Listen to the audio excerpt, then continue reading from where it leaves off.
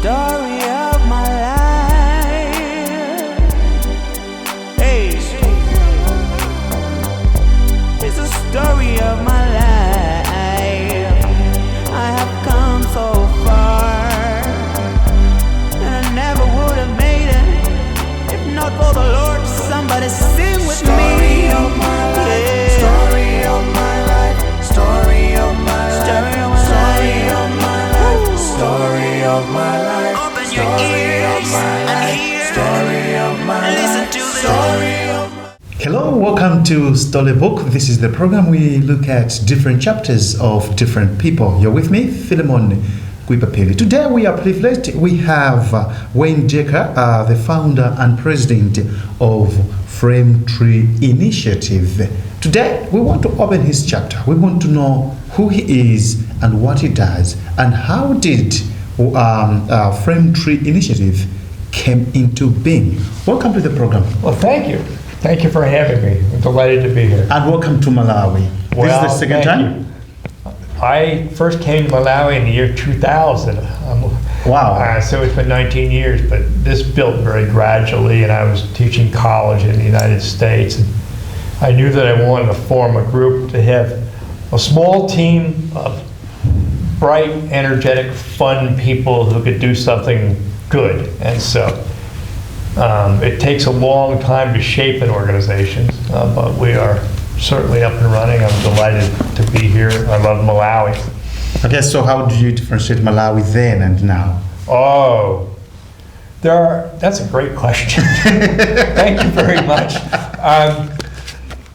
Between 2000 and 2019, I see physical changes, particularly in urban areas, particularly in the Long Way, and in Mzuzu, maybe more there than in Blantyre, actually. And I'm going out on a limb here, but I think the important change is psychological. Psychological. Yeah, if you consider that that all countries or groups of people or nations have a social psychology, a way of thinking that's predominant, sometimes bad, sometimes good. 10 years ago, 12 years ago, when I was talking to people in Malawi, I got a lot of pessimism. And we're poor, we'll always be poor, we'll always need our donors. That has changed radically in the world, and I'm just thrilled with that change. I see so many young people like you who are optimistic, taking initiative, trying to create their own work, their own businesses, and critical justifiably of reliance on other people. So I think the psychological change is more important than the physical change. Well, I think I'm proud to be a Malawian, at least. Well, you should be proud to be Malawi. I'm proud to be in love with Malawi. Wow. Our organization is about Malawi, no other country. Wow, interesting. But today, at least, let's shift a bit. Stop talking about Malawi. Let's talk about you, because this program mainly we look at your chapter. So we want to open your chapter. Maybe a little bit of background of who Wayne is and where he was born and how he was raised. I think let's start from there, and then we'll talk about. So that could be really embarrassing. Is it? No, I am originally from the northern part of New York State in the United States. That is not New York City. I grew up in a rural farm area, raised apples and things like that. It was a low-income situation for me, but I was able on scholarship to go to college. And after that, I had some difficult years, but eventually got to do some more education. And I've really all my life been interested in international relations and foreign policy and things like that. So I taught in that realm for a long time. And for a long time, my emphasis was on Asia, Southeast Asia and Northeast Asia. And but I'm old enough to take advantage of some shifts and follow my instincts. And so about 20 years ago, I said to myself, this is okay, but sometimes when you're in a bad situation, it gives you the courage to make a big jump. And so I don't think I was in a great situation 20 years ago. I was not happy with everything about being a college professor. And I'm very much a real-world person. So I wanted to run an organization. And so I started to think, well, where can I be effective and on what topics? And I was really interested in the use of the internet for development. So growing up, not with this fancy life, but difficult situation as you put it, how do you define it? Because maybe we may define it differently in Malawi. Well, yeah, I think we do define it. To be low income in the United States is different from being low income in Malawi. Malawians have it harder, there's no question about that. And while I was low income, I had the opportunity to go to public schools that were good, and I had eventually the opportunity to go to college. So I didn't face starvation or anything like that. But in all societies, there are people that are much better off than others. And I think fundamentally, I always believed that in the United States, one could advance in life, and I was able to do that. So as a young person growing up in that situation, what were you envisioning? What was the mental image mental images that came to your mind as a young person who already was disadvantaged because of the socioeconomic factors? Thank you for the question. And it brings me back many years. I'm trying to remember what I was thinking when I was 15 years old, which is a couple of years ago. And I think I believed in the United States. I believed in that if I worked hard, things would get better. I don't know how that's perceived in Malawi, but I saw that as a place where there was opportunity. Like the American dream. Yeah, I don't think when I was 15 I knew what the American dream was. People always talk about it, but it wasn't. If you're low income, you don't necessarily even identify with that term. But I believed in education, and I was really interested in politics, broadly defined. I always liked it. That sounds antiquated now, because we're obviously in a pretty difficult situation in the United States with politics, but I really was interested in public life, and I was able to emphasize that in college, and I had some experiences in the real world that reinforced that. Interesting. So now, fast forward, in 2000, you came to Malawi. Right. What was the visit about? Was it a vacation, or what was it? I think, well, it was not a vacation. As I said, sometimes when things are not going well, it gives you the courage to make a big jump. And so with the support of the wonderful person I'm married to, she knew that I felt a strong need to do something in addition to what I was doing. And as I say, I was interested in development. I had never even been to Africa before, but I sat down with some great people at the Economic Commission for Africa in Addis Ababa, Ethiopia, for a week. And we went through ideas and places. What could be done where? What could be done where? And so from there, I looked at opportunities to work there, but also in Kenya, and Zambia, and Malawi. And right away in Malawi, well, the communications system at that point was pretty bad. I knew that was where I wanted to be. Because I saw a network of society, I saw great people. It was a place that I could work because it was relatively secure. I had had some experience in the past with difficult situations in terms of violence, and I knew you can't get anything done in those. So Malawi fit, and I soon started to make friends with families and felt really bonded to it. So what gave birth to this organization we are calling Frame Tree Initiative? Well, it's first of all, it's named after the flame trees that are in bloom around here. Malawians don't call them flame trees, but these beautiful orange trees with the big flowers, that's known as a flame tree in some parts of the world. And up in Mzuzu it's referred to as a flame tree. So we named it after that, because people can remember the name.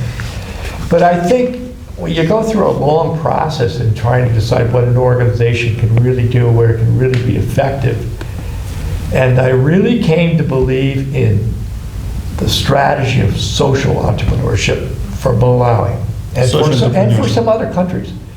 So essentially, this is the creation of ethical small businesses that know their own social impact, their economic impact, and their environmental impact. And if you look at Malawi and the macroeconomic picture, the reliance on tobacco as an export, maize as the basic crop, high bank interest rates, the lack of foreign investment, volatile exchange rates, that's not a pretty picture. And so, to me, social entrepreneurship is great because you're harvesting the brains and energy and ethics of great younger people in their 20s, 30s, 40s, who really want to build businesses that really help Malawi. So businesses that really directly confront environmental challenges and educational challenges, energy challenges. You can form all kinds of businesses that don't really impact the problems we face in Malawi, but we wanted to build businesses that really went after specific problems. So when did you came up with the idea, or when did you register it as an organization? We've just finished the problem or the process of registration quite recently. Okay. We've been able to operate here. We ran our first pilot program in 2012. One of the things that's different about us is that we really are affiliated and work with the universities. We're trying to tap their talent to help people, and we're trying to give the universities a way to be effective in development, where they haven't been effective in terms of helping entrepreneurs. Sometimes a person goes to college, they learn a lot, and then they graduate, and what happens then? So if a university can have a relationship with younger people in their 20s and 30s and really continue to impart knowledge to entrepreneurs who need that technical scientific knowledge, that's a great, great thing. In response to your question, it takes a long time to figure out precisely where you can be effective. You can't sit in the United States and say, oh, Africa This has is what trouble. Malawi needs. So I spent a lot of time here listening, making friends and listening. And so it wasn't until 2009 that we became a legal nonprofit. So I was still teaching college at that time. And we became a legal nonprofit. We decided to focus on social entrepreneurship. And no regrets. It's right on the mark. We're really proud of what we've done. Great. So we'll get back because I want us to talk about the partnership, because you've mentioned that you've partnered with universities. Right. And that's what you're working with mostly. So we'll talk about that in a moment. Let's just take a quick break. Well, if you're just joining us, this is Story Book. We'll take a short break and we'll be right back. Story of my life. Hey, it's a story of my life. I have come so far, and I never would have made it if not for the Lord. Somebody sing with me. Story of my life. Story of my life. Story of my life. Story of my life. Story of my life. Open your ears and hear. Story of my life. Listen to this. Story of my Welcome back. This is Story Book, and today we are privileged. We have Frame Tree Initiative President and Founder, Mr. Wayne Decker. So, welcome back to the program. Thank you. So, we were talking about partnership, and then you talked about Frame Tree working with universities in Malawi. Maybe just tell us how you value partnership and how it has worked for you. Well, I think it's been critical, and we've wanted to partner with universities all along. I have a background in university teaching, so it was natural. But I also feel that Malawian universities have applied research centers within them. The great folks at agribusiness at Puanar. And the folks at Testing and Training Center for Renewable Energy Technologies at Azusa University.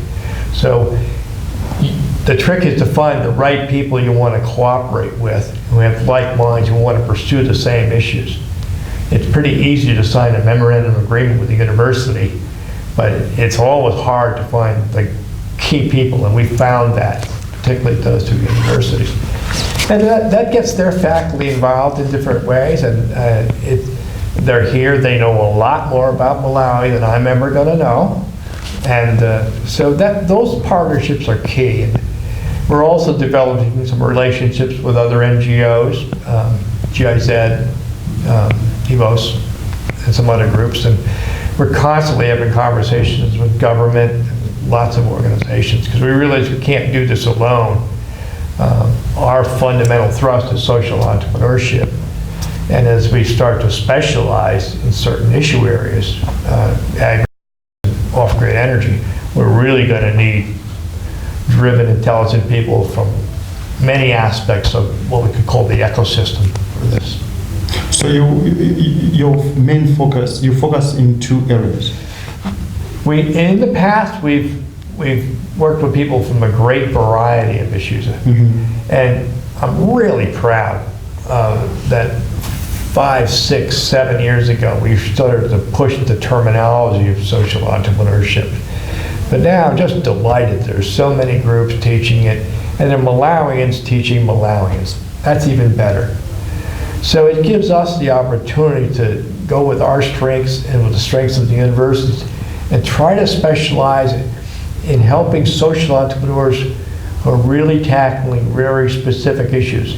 So last week at Walnar, we were working with their agribusiness center, Professor Sarah Godway in particular, and trying to help people who are building social entrepreneurships that do agribusiness.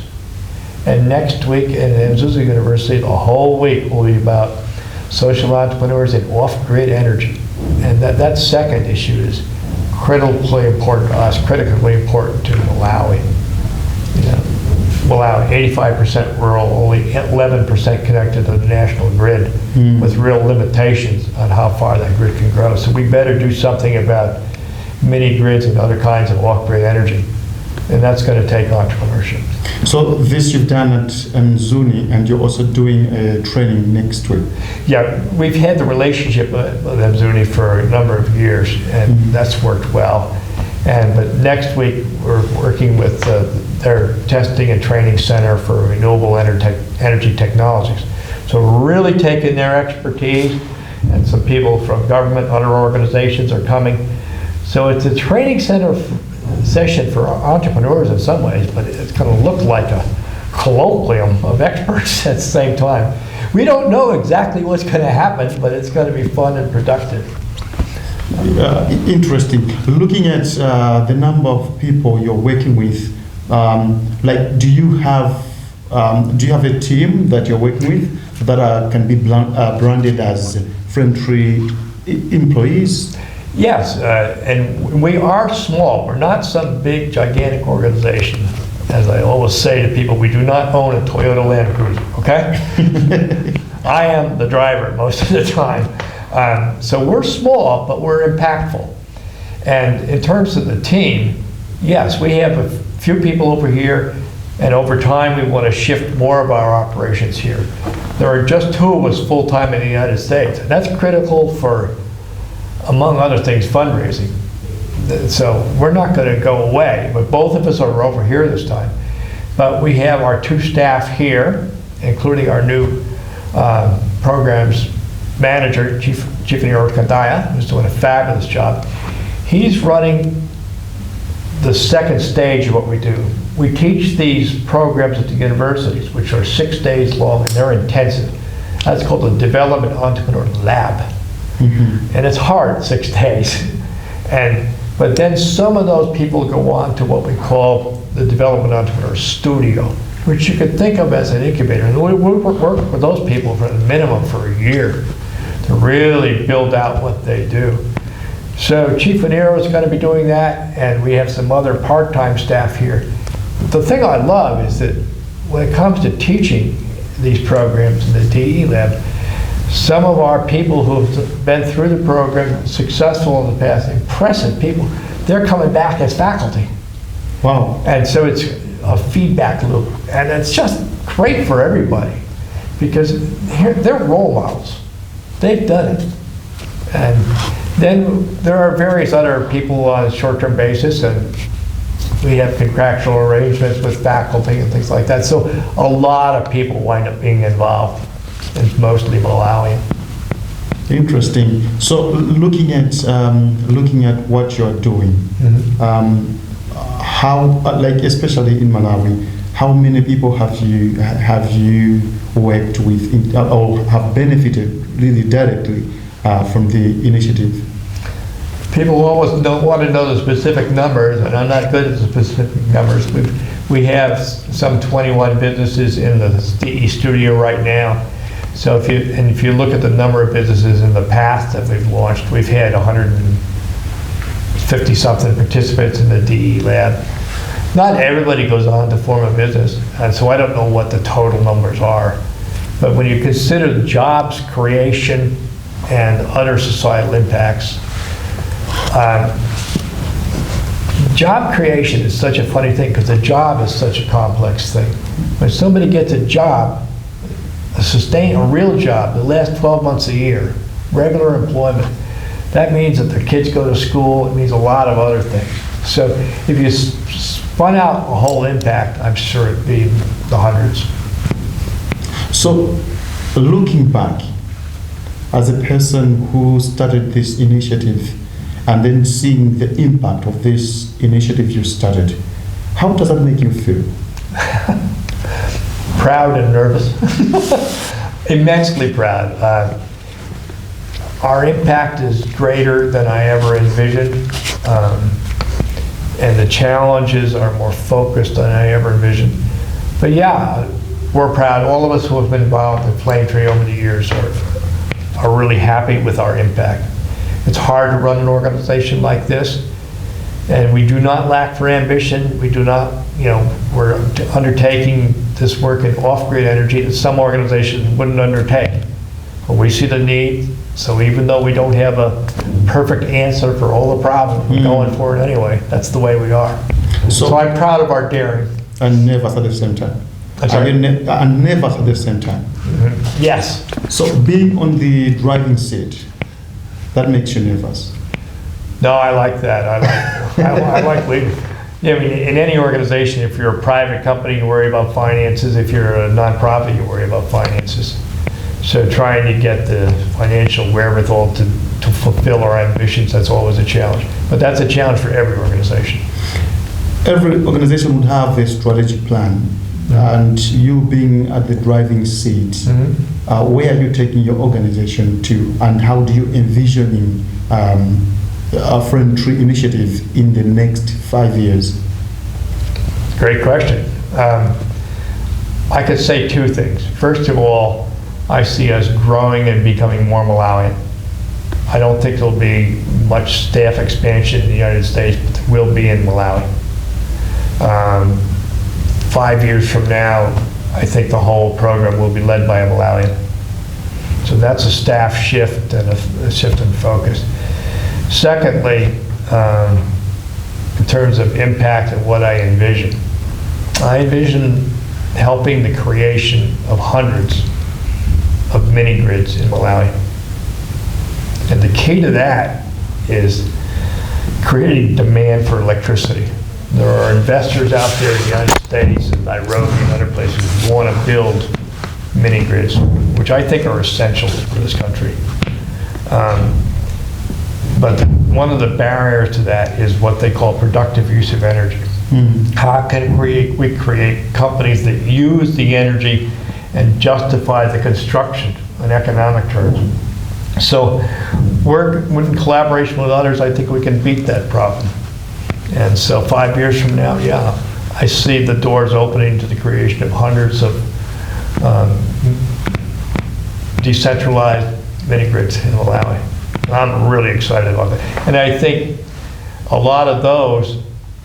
little companies will be about agribusiness, so it all folds together. So agribusiness and renewable energy Right, combined. absolutely. Great. Thank you so much. Let me ask this question. Sure. Because you've mentioned issues to do with partnership and connections. And going ahead, how do you see yourself in terms of your relationship with government entities? Because also government is making some initiative Right. towards renewable energy and things like that, and agribusiness as well. Absolutely. So how do you see a Friend Tree initiative working with these or connecting with these government entities? Because you've just mentioned about connections with other NGOs. Right, we had some conversations over the last month and this week with DeVita. And yesterday morning, we had a fabulous meeting with people at the Department of Energy. And I think that one of their staff will come up and join us next week. So I envision working with enthusiastic people in various specific segments of the government. In a sense, there's an ecosystem out here. And when a person builds a company, a social entrepreneurship or otherwise, they think justifiably they need money to start up. And yes, they do. But one of the things we do is trying to teach them how to navigate the whole ecosystem. So that means teaching them how to link to the financial community, to the government, to other bigger NGOs, and to the media. Because you're a critical actor in the whole development process yourself. Wow, very true. Okay, so we've looked at Friend Tree initiative in the lanes of Windecker. I want to know personally, as a person, what breaks your heart? What is it that when you look at it, you say, nah, this really breaks my heart, and that's why I had to come up with Friend Tree initiative to fix that? I've always been problem oriented since I was a little kid. I think about problems. I don't think about academic disciplines or different kinds of work. I think about meshing it all. But when you say what breaks my heart, things break my heart, but they also make me mad. Okay. And so when I think of the potential that Malawi had, and I think only 11% connectivity to the electric grid, I get mad. I want to solve the problem. I can't individually, obviously, but I want to push in that direction. And I love being in Malawi. I love working in partnership with Malawans to address problems. But I'm really driven on the off-grid problem. It's infuriating to me that electrification is going so slowly, and that impacts education, health, and it impacts Malawian investment in rural Malawi.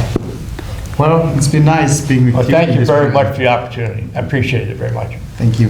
Well, that's all we had in today's edition of Story Book. And today we were privileged. We had Wayne Decker, the founder and president of Friend Tree Initiative. You've been with me, Philemon Kwipapeli. Till next time, God bless you. Story of my life. Hey, it's a story of my life. I have come so far, and I never would have made it if not for the Lord. Somebody sing with me. Story of my life. Story of my life. Story of my life. Story of my life. Story of my life. Open your Story of ears my life. and hear.